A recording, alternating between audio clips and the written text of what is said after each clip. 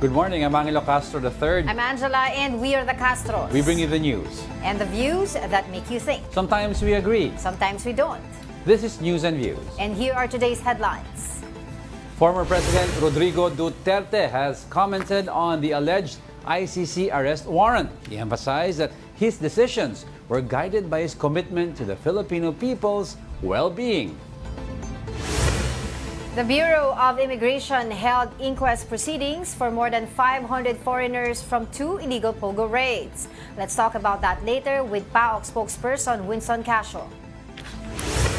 The Bureau of Immigration has successfully rearrested a South Korean fugitive who managed to escape during his case hearing just last week. Sino naman kaya ang kasabwat niya? And Pope Francis's health continues to improve now that he is in his 4th week in the hospital. Former President Rodrigo Duterte addressed reports of a supposed arrest warrant from the International Criminal Court or ICC. Speaking before the Filipino community in Hong Kong, Duterte insisted that his actions during his presidency were aimed at maintaining peace and order. He also dismissed accusations of extrajudicial killings, emphasizing that his primary focus was enforcing the law, not promoting violence. Ko, may warrant daw ako. Yung sa ICC or something. Matagal na akong hinahabol ng mga Bakit ko ginawa yan? Para sa inyo at ang inyong mga anak sa aking bayan. Okay lang, tatanggapin ko yan. Wala tayong magawa hulihin tayo kung ikulong tayo. Meanwhile, Palace Press Officer Undersecretary Claire Castro said there has been no confirmation from Malacanang regarding the issuance of an arrest warrant. However, she said that the government would be obliged to follow if Interpol requests the necessary assistance. Now to discuss this further, we have ICC Assistant to Counsel, Attorney Cristina Conti, joining us today via Zoom. Good morning. Okay, via line, on the line. Good morning. Yes, on the line. Yes, good morning po. Yes, Attorney, good morning. Thank you for joining us. Let's get right to it po. No? May ICC arrest warrant na po ba talaga against former President Duterte? Because a lot of news came out over the weekend. Hindi ko makumpirma yan. We're not in a position to do so. The two agencies na pinakamabilis magkumpirma niyan would be the court itself or the Philippine government kung if they have received the warrant already. Yes, Attorney, baka naman you could enlighten us a little kasi over the weekend may reports that there are different kinds of warrants, no? What possibility ang masiserve kay former President Rodrigo Duterte? I understand there is a warrant for a preliminary warrant ang tinatawag. Baka kung sa court, yes. Technically it's a warrant of arrest. Pero ang isensya kasi noon ay habang tuloy-tuloy ang investigation, meron na or pwede nang mag-issue ng warrant of arrest kahit hindi pa tapos. Kaya yun yung parang tinatawag siguro na preliminary warrant of arrest. Okay. Pero warrant of arrest lang din talaga yun. So detention ang abot pa rin niya? Detention talaga. Kasi yung itsura ng court, kasi international court siya, sanay siya na may magtatakasan na. Kaya yung warrant of arrest, inaalaw na kahit hindi pa tapos yung investigasyon. Ang investigasyon kasi, ang status niyan, hahanapin kung sino ang most responsible for crimes against humanity. Usually, nasa matataas na posisyon yan. Kaya may oportunidad na sumakas. So let's say for example po totoo po itong sinasabing red notice ng ICC ng pag-aresto kay dating Pangulong Rodrigo Duterte. Saan po ba siya dadalhin if ever? Sa The Hague, which is the seat of the court. Sa Netherlands yan, sa may Europe, dahil basic yun, di ba? Maski sa Pilipinas, ako pasensya na, nasa LRT ako maski sa Pilipinas ay dinadala yung akusado doon sa pinakamalapit na detention facility or jail doon sa korte. Kasi ang objective niyan maiharap mo sa korte. Walang exemption yan or exemption kapag hulihan na. Although pwede siyang mag-apply ng tinatawag na temporary liberty o bail. Okay. Citing very exceptional circumstances. Pero sa kaso niya, I doubt na papayagan siya kasi matindi yung kaso, crimes against humanity. This is the worst kind of crime that you could commit. Attorney, I'd like to talk about a little kasi ang daming naglalabasan over the last last few months, no, about the options that the government can take pag may arrest warrant na po, no. One was of course pinag-uusapan through Interpol, pero ano po yung mga other options in order to, let's say, he does not come lawfully, si former President Duterte? May resistance. Yeah. Alam nyo, yung Interpol ang pinaka-viable. Kasi, I just discovered now, chinek ko, Hong Kong, China are also state parties or members of the Interpol. But na hindi sila member ng ICC. Tayo din, gano'n ang sitwasyon natin.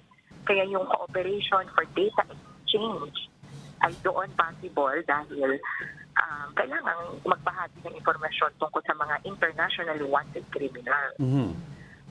Pero Attorney, yung other go ahead options, po. yung other options of course would be diplomatic. Nandyan yung extradition, yung maire-request yung isang bansa para operation exchange.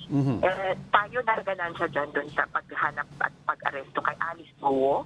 Tapos ngayong tayo naman ang hindi ba, to return. Attorney, are you still there? Can you hear us okay? Attorney? Yun ako. Okay. Narinig nyo? Yes, we can hear you now. Okay, so given that the Philippines po withdrew from the Rome Statute noong 2019 and in the first year of the BBM administration, medyo firm yung stand nila at that time na hindi dapat makialam ang ICC. Ano po ba yung, let's say, implication or significance or importance po ng medyo nababago po yung stands po nila pagdating po sa ICC dito sa ating bansa? Siyempre, pabor sa mga biktima, lumuluwag ang pagkakataon or lumalaki ang pagkakataon na magkaroon ng hustisya. Kasi in the long run, para naman to sa mga namatayan, para sa mga na-torture, para sa mga hinuli, tapos kinulong ng walang dahilan. Yung war on drugs na yan, ang daming na perwisyo at tinira niya yung fabric of law and order in the Philippines, yung rule of law. Kaya sa totoo lang, pati sa profesyon namin, sa mga abogado at law students, importante yun na maibalik ulit yung konsepto ng justice. Yes, okay. Attorney, I'd like to talk about also, si VP Sara is named, I think, second respondent to this case. If may arrest warrant, possibility po ba they will also serve the arrest warrant to Vice President Sara? Una, i-clarify ko na wala pang sinasabing respondent dito sa kaso. Yeah, Kasi sa totoo, hindi pa kaso. Sa ngayon, inaalam pa kung sino yung mga possible na most responsible. Okay. Tapos yun lang yung kakasuhan. Pero I agree na may konsepto na kailangan nagot siya. Kung ang pinaka-responsable, Sara Duterte is among those who are responsible. Ang tanong lang kung siya ba ang pinaka. I think she would have been or she has been subject or part of the investigation sa pag-aalam kung sino ang responsable. Kasi mayor or vice mayor siya ng Davao sa period na covered ng ICC investigation. Yes. Kung usapin lang ng warrant of arrest, yan ang hindi ko sigurado. Kasi iba yung iba yung mode of responsibility na dito sa against humanity. Kasi nationwide. Right. Oo. Kung hindi ko alam kung ililimit nila na Davao, ganun ba? How about attorney, si Senator Bato? Kasi he was one of the architects. Yeah, oo. Yes, Angelo. Kasi Bato and then even Oscar Albayalde were chiefs of police during the time that the killings were bloodiest, were most pervasive.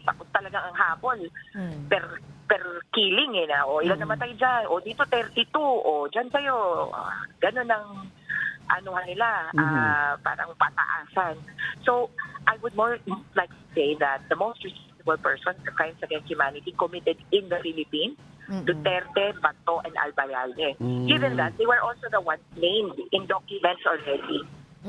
Siguro hingi din po ako ng reaction po ninyo, attorney, doon po sa naging pahayag kahapon ni dating Pangulong Rodrigo Duterte tungkol po dito sa ICC. Narinig niyo po ba yun na ginawa daw po niya ito, hindi po para sa kanyang sarili, hindi po para sa kanyang pamilya, pero para po sa bayan, para daw po mapanatili ang peace and order? Ay, sinabi nga din niya na wala siyang kasalanan or wala siyang ginawang mali. Kita naman sa produkto, libo-libo ang namatay, more than 100,000 ang nakakulong or nakulong. Pero, nandun pa rin, talamak pa rin ang droga. Nakakadismaya pa nga nung Quadcom, ang maririnig namin, idinidikit pa siya, idinadawit na protektor ng isang drug lord. So, kung ano mang mga pinagsasalita niya, pinagbubulala, mukhang pang-cover up lang pala.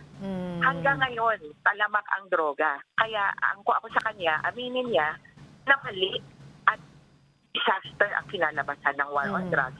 Yun ang sinasabi ng facts ngayon. Alam ko na parang sa ano yan well-meaning naman ako. Gusto ko sana ganito. Parang dami at hindi maibigay sa kanya yung ganong presumption na well-meaning ka kasi grabe naman kadumi ng bunganga. Tapos grabe din yung mga inaamin na krimen. Pumatay na ako. Pero attorney, let's say for example, kasi over the weekend, sabi po nila, baka daw natunugan ng Duterte camp, kaya all of a sudden may unannounced na pagpunta siya sa Hong Kong. Doon daw ay sinalubong siya or humarap siya sa mga supporters niya doon. And apparently, sabi po ng Duterte camp, it was organized by the Kibuloy followers. Pero let's say for example, hindi po siya umuwi, manatili po siya sa Hong Kong. What will happen?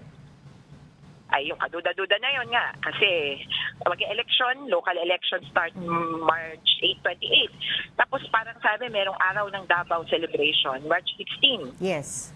Kung hindi siya umuwi, malamang sa malamang ay nagtatago na, nagpapakanlong na sa China. Sabihin na natin, natin naman siyang Hong Kong.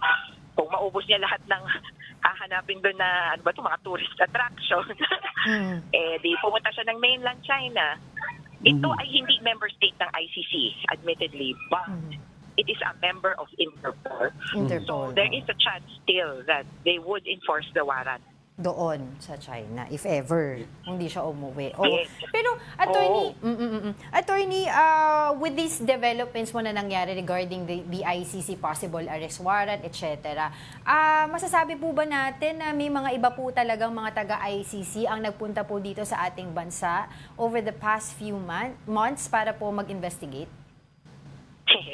Ang hirap umuo kasi yung security naman nila yung at risk. Pero, kasi lalo na ako, bilang para sa mga wala kaming capacity to protect them. But I would say that the investigation is ongoing and it's going well. Okay. Well, we've been talking about, attorney, for the longest time, yung investigation, yung gathering evidence. But if a trial does happen and it does happen and pushes through, how long usually do these trials take? And if found guilty, hypothetically, ano po ang parusang pwedeng abangan ng isang guilty person sa ganitong kaso? As to time, on the average daw, ang ICC cases take 8 years. Pero, may mabilis na cases. Merong natapos na ng 2 years. Meron naman yung parang pinakamatagal nila. Ito yung mga una na kaso. Kasi, syempre, growing pains, 10 years. So, pinakamatagal na yung 10 years. Average 8 years. Kasya pa naman sa kanyang lifespan. Kasi 78 na siya, di ba? 78 na ba? Oo.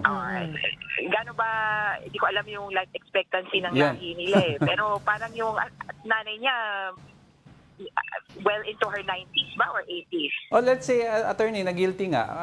Anong klaseng parusa ang inaabangan kulong. Kulong at pagbabayad ng danyos. Yung kulong sa ICC, sabi, lifetime, panghabang buhay. Pero may sa patakaran nila, nilagyan nila man ng cap, 30 years maximum. Okay. So, yun ang maximum. On the average yata, mga 10 or 12 years. Kasi yung isang tinitingnan ko na decision, 25 years yung gusto ng judge na Pilipino, tapos yung iba gusto 9 years lang. Okay. So parang medyo magaan sila, sabihin na natin. Pero ito, yung danyos ang kakaiba. Dahil malaki yung naapektuhan, talagang milyong dollars ang so danyos po ito sa mga biktima, sa pamilya ng mga biktima po, tama, biktima. no? At syempre, ang danyos, kailangan bayaran nung akusado. Pero, merong dagdag dito yung trust fund for victims. Iba't ibang mga bansa nagko-contribute at sinasabing, well, alam namin, hindi naman magbabayad itong mga akusado. Either walang pera o kaya may iba pang humahabol sa pera nila. Kaya, tutulong kami para magkaroon ng reparation. At hindi malilimita na, magkano ba pera mo? Hindi ganon. Kundi, ano ba talaga ang deserve nitong mga biktima? At itong computation na ito medyo controversial at saka iba-iba kada insidente, pero mukhang gumana naman. Okay. May hinahabol din kami na tinatawag na collective reparation. Which is? Katulad ng pagbabalik ng paggagawa ng isang monumento, pagbabalik ng kabuhayan sa isang lugar. Kung sa insidente na binomba yung ospital or binomba yung church, di ibabalik o itatayo ulit yung church. So, reparations, not only danyos in the form of money. Okay, so but speaking of the victims na rin po, attorney, given the sensitive nature of the allegations, how does ICC ensure yung protection and safety of the witnesses? Meron po bang ganon? Yes, kung witnesses yan, may witness protection program. Ang medyo problema lang, limitado pa ngayon dahil hindi pa nga kaso na buong-buo yung ICC situation natin, tawag sa atin situation. Hindi pa case. May limited immunity granted to them and protection. Depende yan sa circumstansya at kung anong sasabihin mo, pwede kang bigyan. Pag nagbukas na ito ng kaso, doon nakakagat yung full provisions of the Witness Protection Program of the ICC. It could be within country relocation or out of country relocation. Kaya lang, di nila preferred yun kasi parang kung aalis ka ng bansa mo, parang tatakas ka na rin. Ikaw yung biktima eh. Kaya ang preferred nila, doon ka pa rin sa bansa mo as much as possible within your community. Ang ICC din ay pwedeng makipag-cooperate dun sa domestic government o sa lokal na gobyerno para meron din silang maibigay na tulong. Alright, attorney, thank you so much for your time. Patuloy po kami makikipag-ugnayan sa inyo regarding this issue. But for the meantime, maraming salamat po muli. ICC Assistant to Counsel, Attorney Cristina Conti. Yes, salamat, Angelo, Anila. Ingat. All right, in other news, the Bureau of Immigration held inquest proceedings for 549 foreigners from 2 illegal POGO raids. For the details, we have Presidential Anti-Organized Crime Commission or PAOC spokesperson Winston Casio. Spokes, thank you for joining us very much once again on News and Views. Magandang umaga po at magandang umaga sa inyong tagapanood at tagapakinig.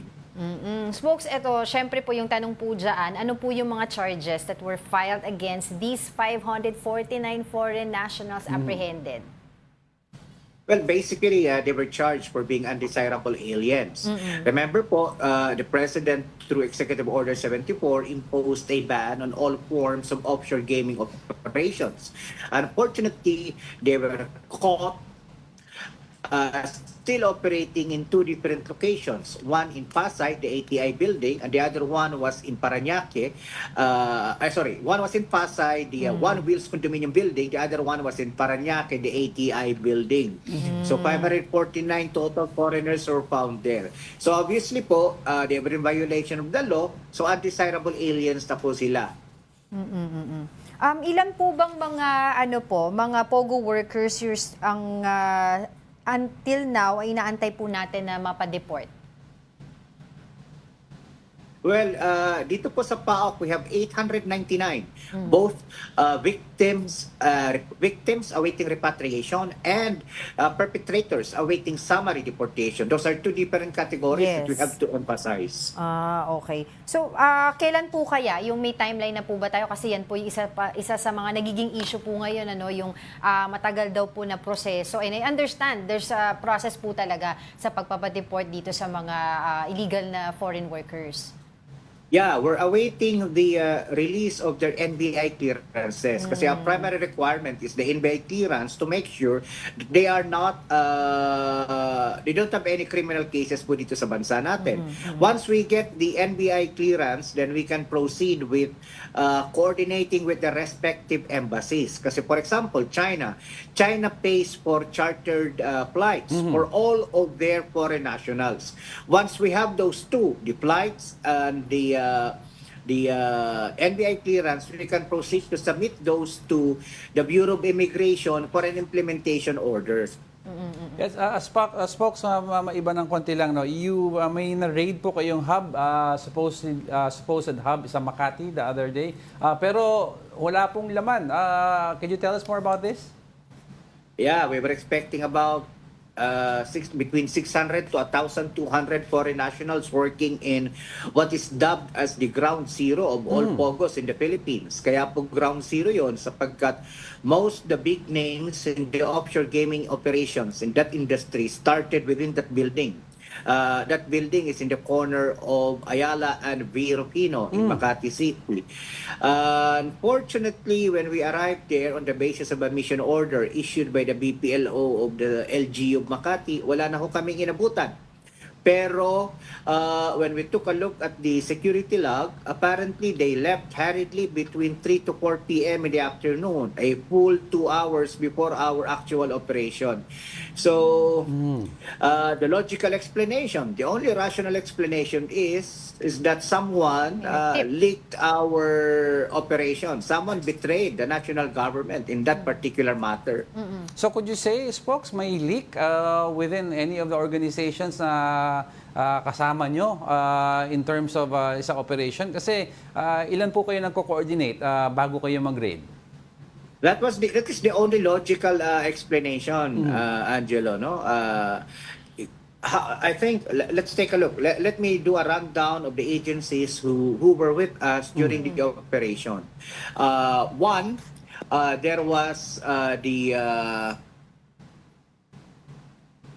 Spokes. Nako, nawala si Spokes. Nawala si Spokes. That was Winston Casio, spokesperson ng very PAOK. getting interesting na kasi he was talking about a possible leak within the agency, and he was going to make a rundown of the agencies na kasama prior to that raid, because when he checked na the CCTV, ika nga, nagtakbuhan. Naglinis sila eh. Naglinis sila. So may nagtip. Ayan si Spokes.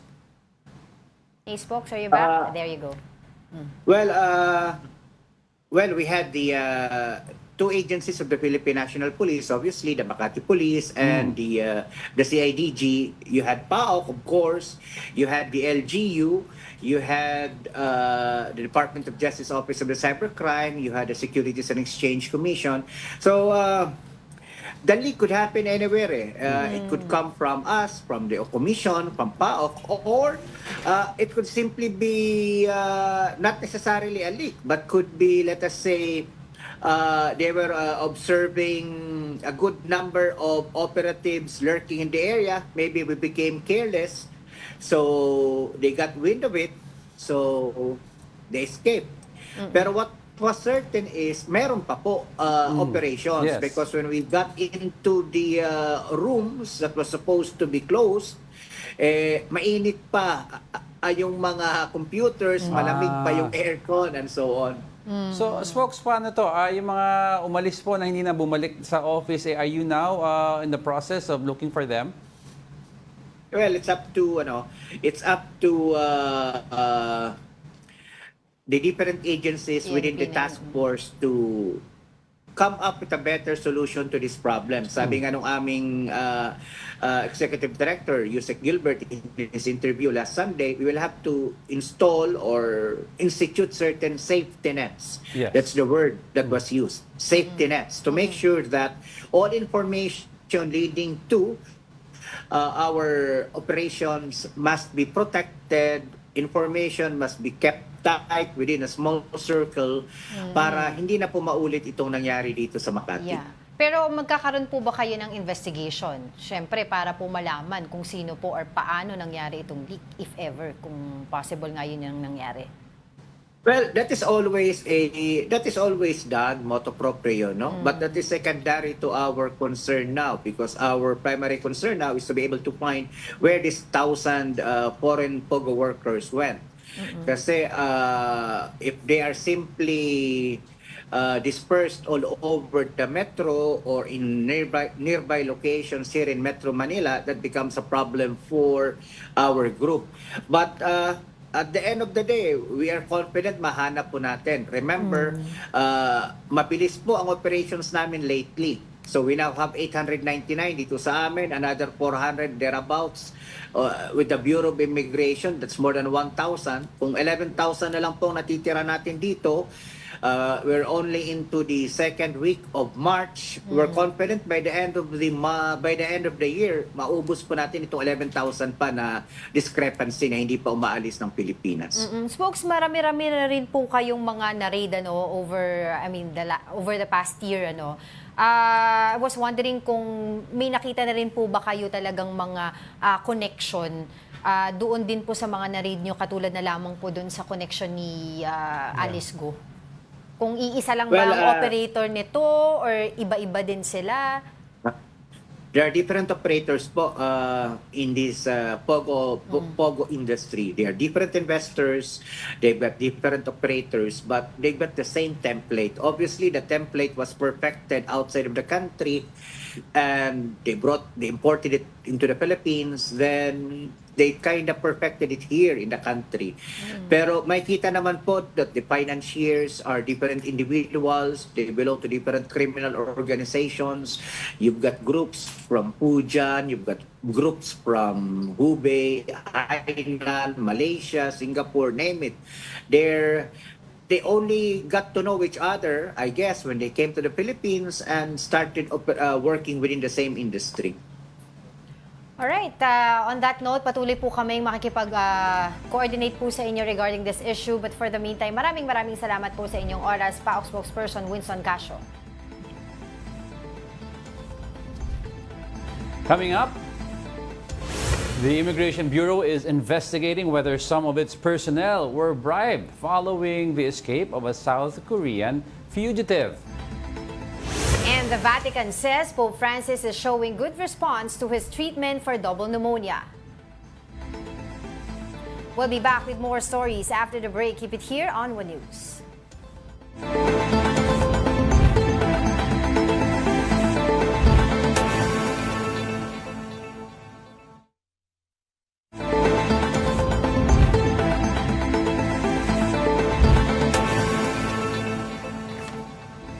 Good morning. You're still watching News and Views here on One News. Authorities have rearrested a South Korean fugitive who escaped after his case hearing last week. The details in this report. South Korean Na Ik-yeon was apprehended by authorities early Sunday morning in Angeles City, Pampanga. Ik-yeon escaped after his court hearing for an estafa case on March 4. Inside the house, authorities also arrested Korean national Kang Chambyom. Like Na, he is also wanted in South Korea for fraud. Kang is suspected of helping Na's escape. Na was first arrested in 2023 when he was caught using a fake passport at Clark International Airport. He was later charged with estafa by a businessman who claimed he failed to remit earnings as an agent. After his court hearing in Quezon City Prosecutor's Office for this case, Na was seen on CCTV boarding a Bureau of Immigration van with 2 BI officers. But instead of returning him to the immigration detention facility, they went to a bar in Quezon City. Na was then seen leaving the bar alone and getting into a white van to escape. According to the investigation, Na later switched vehicles and he was last spotted in Pampanga. Ang unang intelligence information na nakuha namin is meron daw hong pupuntahan na kapatid. So malamang ang sinasabi niya si Mr. Kang, na brother nga ang tawag niya.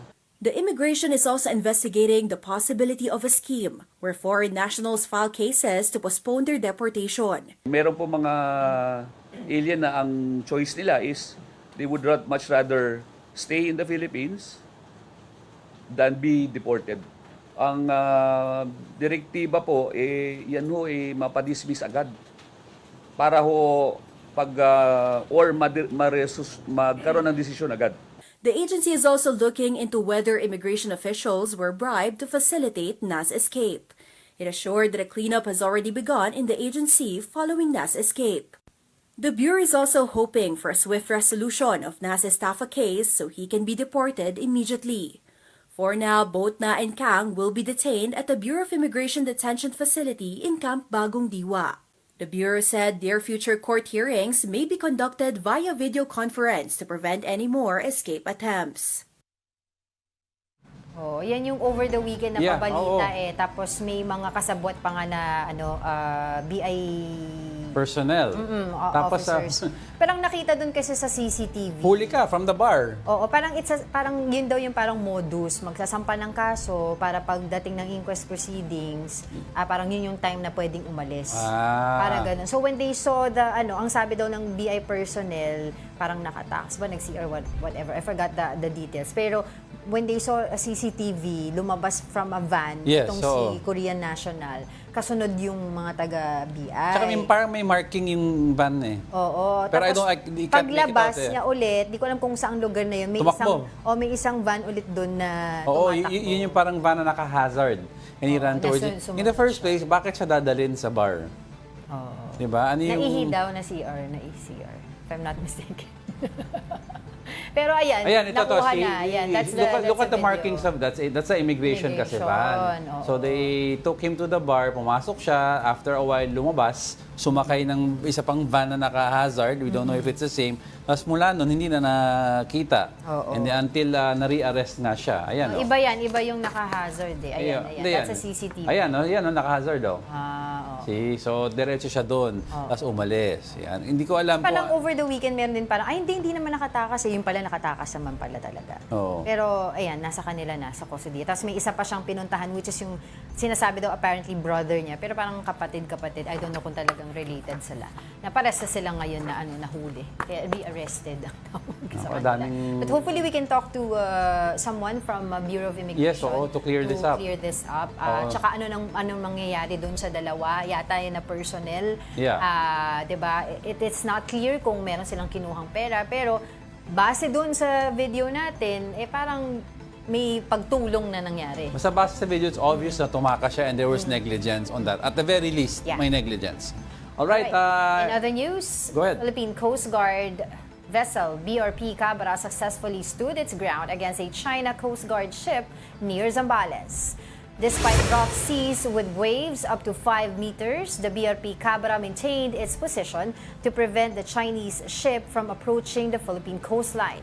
PCG Chief Admiral Ronnie Hill Gavan stressed that their mission is to prevent China from normalizing its unlawful presence in the country's exclusive economic zone, or EEZ. China refuses to recognize the 2016 ruling, rejecting its claims, leading to continued confrontations in the West Philippine Sea.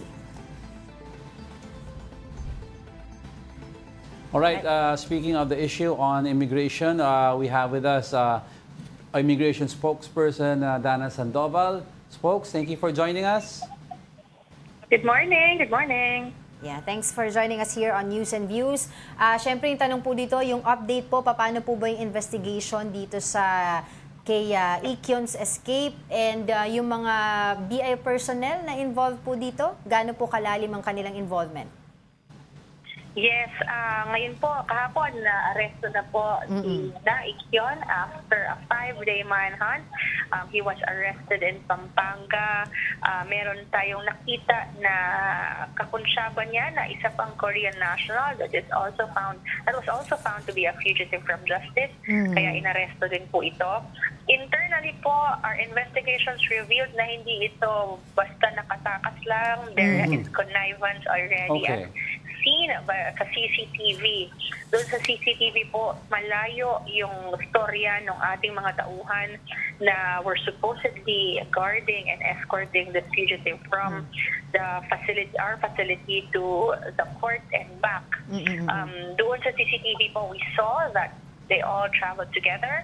Pagkatapos po nung hearing, they went to a bar in Quezon City. That's right. And mukhang meron pang mga happenings doon. And after that, lumabas po yung pugante, tumakbo papunta po doon sa isang van. So obviously, there's something not right. To put it lightly, there's something not right with what happened. Immediately, the day after, nakatakas yung dalawang contractual employees ay tinanggal na po sa trabaho. Okay. Yeah, dismissed from service. And on Friday, we're thankful because of the swift action of the Department of Justice.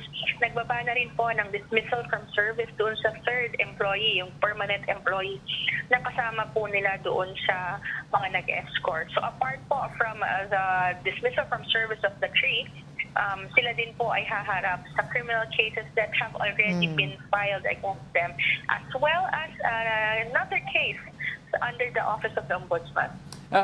Spokes, given na you said na, well, something is not right, it's off sa nangyaring mga protocol or the way they're handling yung dalawang, yung detainee, how far do you think this goes back? I mean, nangyari na po ba kaya ito with that same group of people before? With the same group of people po, wala naman po tayong ganong record, but there have been similar instances in the past. Ngayon po, one major thing that we have done is not just to fire the people, kasi mukhang firing them is not a deterrent anymore, but the commissioner, being a lawyer, wants to do all the legal motions to be able to put this to justice. That's why he said he wanted to file all these cases, even the criminal ones and the ones at the Office of the Ombudsman, which have not been done before. Para may may threat of kulong na. So it would be we believe would be a big deterrent doon sa mga tao from doing whatever itong mga unscrupulous activities nila. And the office has also made reforms doon sa procedure natin, sa facility natin in terms of guarding fugitives. Doon sa mga cases nila dito sa Philippines, ang inire-request natin ngayon is that instead of them having to attend in person, they be allowed to attend via online attendance, to have an online attendance na lang doon sa mga cases nila to prevent possibilities na makalabas sila or maka-escape sila sa ating pong pagbabantay. Oo, kasi yun yung parang nagiging modus daw po no? Pero, Spokes, to clarify lang po, tatlo po yung involved na BI personnel dito sa pagtakas nitong Korean national na to. Yes, 3 personnel, 2 contractual, 1 permanent. Okay. They've been fired already and still are facing the charges. But is there a possibility na may iba pa silang mga kasabwat inside?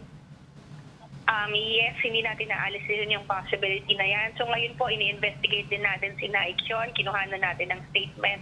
Kung sino-sino yung mga kausap niya, meron siya mga binabanggit na pangalan na hindi tayo familiar, hindi employees ng Bureau, but could be tied to other employees. So yun po yung tinitingnan natin. But we're also, apart from that, we're also looking into the possibility that a estafa case that was filed against him here sa mga korte sa Quezon City is a frivolous case under the Demandani scheme, just to prolong his stay here in the Philippines so he will not be deported immediately sa Korea. We heard that he might have paid a huge sum of amount para po makasuhan siya ng kung sinong kakonsyaba niya to prolong his stay here.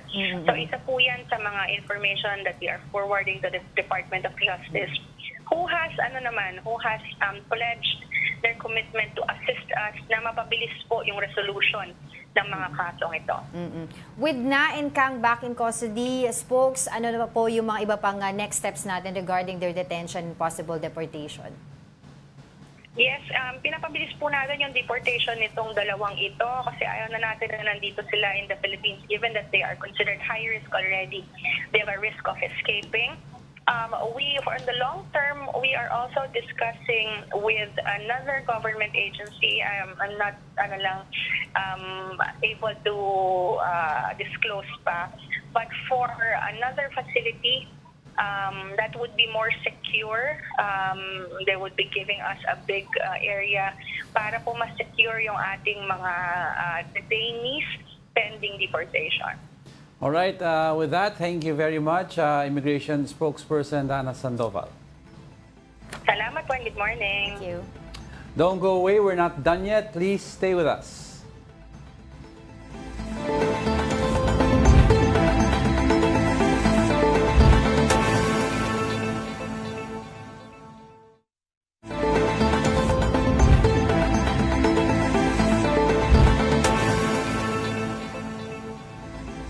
Welcome back. You're still watching News and Views here on One News. The Department of Environment and Natural Resources, or DENR, recognizes Masungi's conservation efforts but stresses the need to follow the law.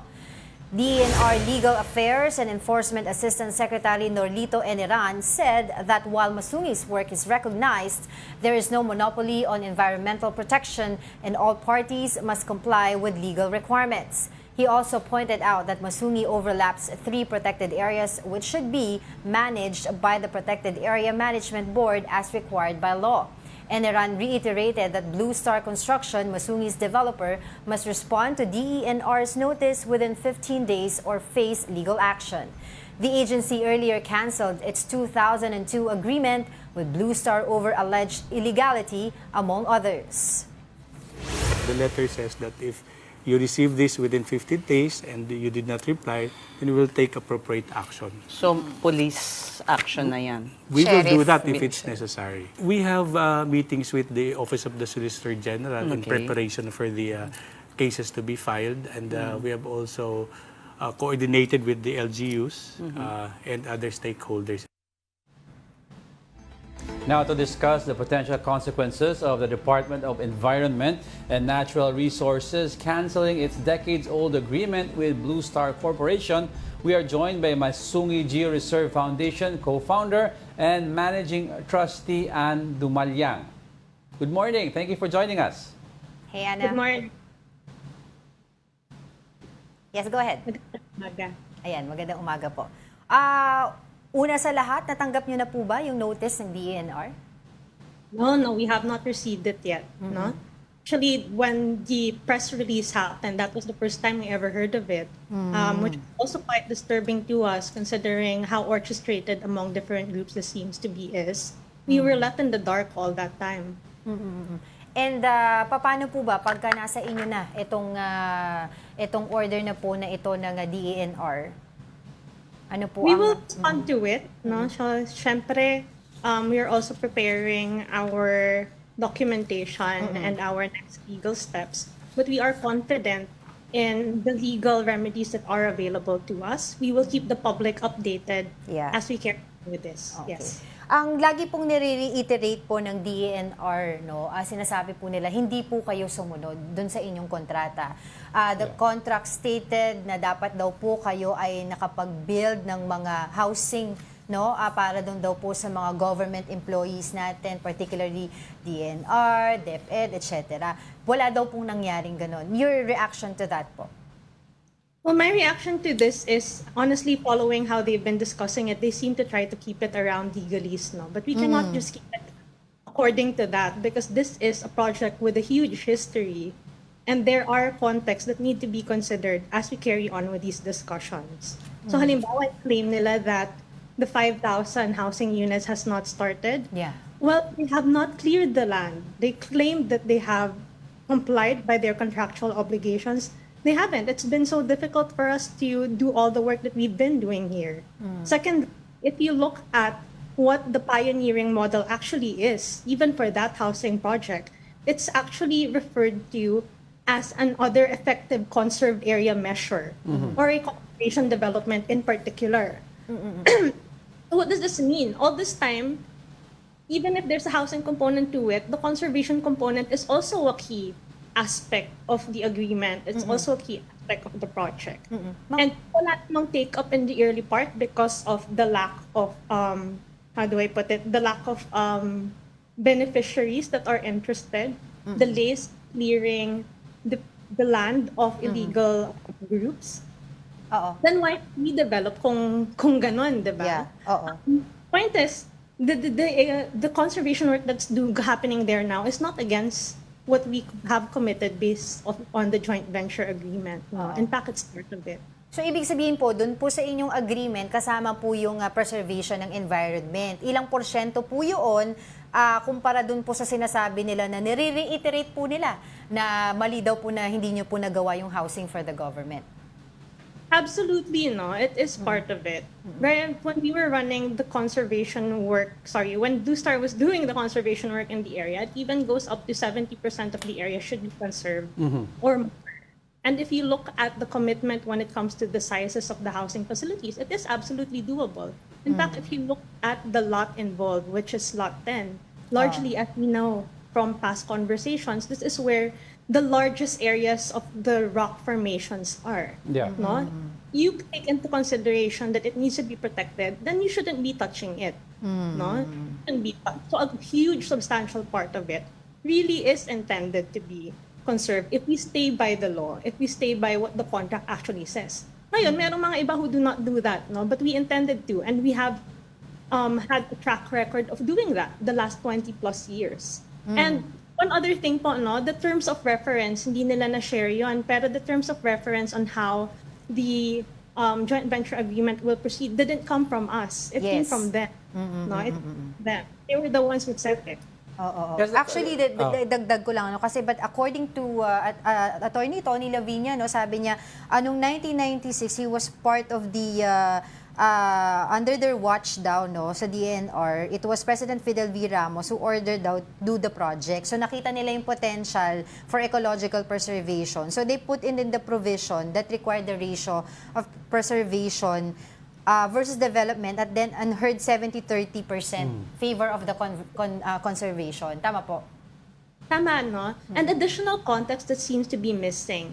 If you look at why the joint venture agreement happened for this area, fact of the matter was this was also a time when there was national consciousness around land grabbing syndicates. In fact, there was even a national task force for it. No less than 3 department secretaries of the DNR acknowledged and declared that land grabbing is a pandemic in these parts. It was very prolific. If you look at the joint venture agreement, it goes as far as saying that the need for this agreement, yes, is also housing, but also the urgent need to secure these areas from all of these sales that are happening, which are not sanctioned by law and by the DNR. So much has been cited. That's the reason why they want yung Blue Star out, no? So technicalities over the contract. But what do you think is another possible reason that they would want you guys out of there? Are you hindering a project or something? Kasi I'm just playing around. A lot of people are talking, especially mga laymen who don't understand contract terms. Bakit gusto nila alisin ang Blue Star? We don't need to talk. I think punta tayo sa konteksto, no? Meron bang matatamaang mga proyekto? Ang mga huli nating mga nakabangga that have an interest in this area just a week ago was Vina Energy, who was given an ECC to pursue wind development on the rock spine. If you look at the map, it also overlaps with the quarries that we had canceled, indeed, but the DNR has been claiming has a title over the land. Context, we have not seen that title. It has not been shared with the Upper Marikina Watershed Coalition, even as they have requested for that in the past. And so you see the double standards, no? These are actually the kinds of activities that directly do not jive with our protected area law. And yet, the same gusto in making sure that these are not pursued and these are stopped isn't there. It's not dense as how they're pursuing what has been a project that has a 20-plus year track record in conservation. So parang mas directed po yata yung action. Ayan. Imbis na yung mga sumisira ng kalikasan yung hinahabol, mas pinagtutuunan ng atensyon, habulin in a very Right. orchestrated manner. So, Yung nangangalap ng So kalikasan. moving forward, if things don't go your way, how will this impact the conservation efforts? Well, we all know that these kinds of attacks are designed to drain people mentally and financially, and that's very insidious. What's disappointing is that this is happening from the Department of Environment and Natural Resources, a group that is supposed to be an ally of ours. We see these harassments happen to environment defenders all over the Philippines, no? And malaki ang impact nito because it is indeed the joint venture agreement that enables us to see the rock formations that we are seeing here today. All right. Yung 1990s versus 2016 picture, that is because of this joint venture agreement. If not for it, we would have lost these as early as the 1990s. No? All right. As much as we would want to ask you more questions, hopefully we can invite you again to discuss this further. Unfortunately, we don't have much time. But for the meantime, maraming salamat sa iyong oras. Masungi Geo Reserve Foundation co-founder and managing trustee Ann Dumadiang. Thank you so much. Maraming salamat. All right, in other news, Pope Francis is responding well to treatment for double pneumonia. That's according to the Vatican. Gretchen Ho has the report. It was a quiet and still morning inside the Vatican City State. No Swiss guards or cars lined up outside a simple guest house, signifying the principal is not around. This is the home that Pope Francis chose inside the 44-hectare Vatican City State. Nakikita niyo yung Vatican flag na yan? Diyan nakatira si Pope Francis sa guest house o tinatawag na Casa Santa Marta. Imbis na doon siya sa Apostolic Palace kung saan tradisyonal na namamalagi yung Santo Papa, pinili ni Pope Francis na dito na lang tumira. Kasi yung guest house na yan ay talagang tinitirahan ng mga kardinal kapag pumupunta sila dito para bumoto sa isang conclave. Si Pope Francis, simula 2013, hindi na umalis dyan pagkatapos siyang mahirang na bagong Santo Papa. A humble home instead of a palace, Pope Francis set the tone right at the start of his papacy by saying he wants to live a simpler and more communal life. He's the first pontiff in 110 years to choose not to live in the Grand Apostolic Palace. Instead, he's made it his office, meeting important people and greeting pilgrims there at the Sunday Angelus, and opening up parts of it to tourists, bringing more revenue to a financially troubled Vatican. Well, the Vatican certainly does not appear to be lacking. Spanning over half of the city-state, about 23 hectares, are the breathtaking Vatican Gardens, a tranquil paradise in its own right. This Garden of Eden features elegant fountains and serene nature trails, adorned with sacred images and devotions, creating a space of spiritual beauty. Established in 1279 by Pope Nicholas III, the Vatican Gardens serve as the Pope's place of play, contemplation, and relaxation. They also weave the state's rich tapestry of art, history, and religion. Among the highlights are the numerous depictions of Mary, with Pope Francis often seen in prayer at the Lourdes Grotto, a place close to his heart. The small tulip garden, offered to Pope John Paul II by the Polish people during his liturgical memorial, symbolizes purity and unconditional love. This turtle pond by Pope Pius IV's 15th century villa, as seen in the movie Conclave, the majestic Fountain of Dragons commissioned by Pope Gregory XIII, and the well-manicured garden pathways themselves that Benedict XVI often walked. Yet the Vatican City-State is not just the seat of the Holy See. It is also an independently running country with a government of its own. In 1929, the Lateran Treaty separated its territory from Italy. In fact, it has its own bank, police station, parish, mall, grocery, colleges, radio station, train station, and its own seat of government. It mints its own euros and issues its own passports and license plates. It even has a gas station inside, loading tax-free fuel for Vatican employees. Dito sa helipad na ito nakita si Pope Benedict XVI sa kanyang mga huling sandali bilang isang active na Santo Papa. Mula sa helipad na ito, siya ay lumipad patungo sa Castel Gandolfo kung saan niya sinimulan ang kanyang retirement. And just like any household that must have its source of income, tourist revenues from St. Peter's Basilica, the Vatican Museum, the Sistine Chapel, the Apostolic Palace, and the summer home at Castel Gandolfo play a crucial role in supporting the church's activities. These funds help cover the Vatican's operating costs and maintain a pension fund for retired and ailing clergy. However, this delicate financial balance has become increasingly challenging in recent years, with the pandemic lockdowns further exacerbating the imbalance.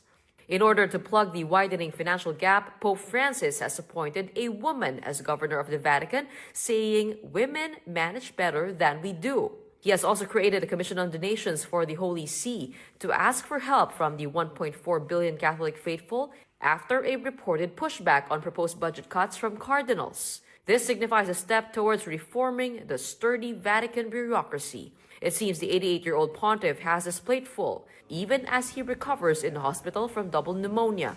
It's no surprise that Pope Francis continues to work from his papal apartment, with a 2,000-year-old house to keep and a church to lead through conflict, climate change, and information warfare.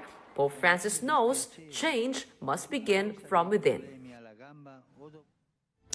All right, before we let you go, I'd like to leave everyone with a quote that hopefully would start your week and your day right. We do not remember days, we remember moments. A quote from Cesar Pavesi. And that wraps up today's episode of News and Views. Join us again tomorrow. I'm Angela Lagunzad Castro. And I'm Angelo Castro III. We are One News. All sides, all the time.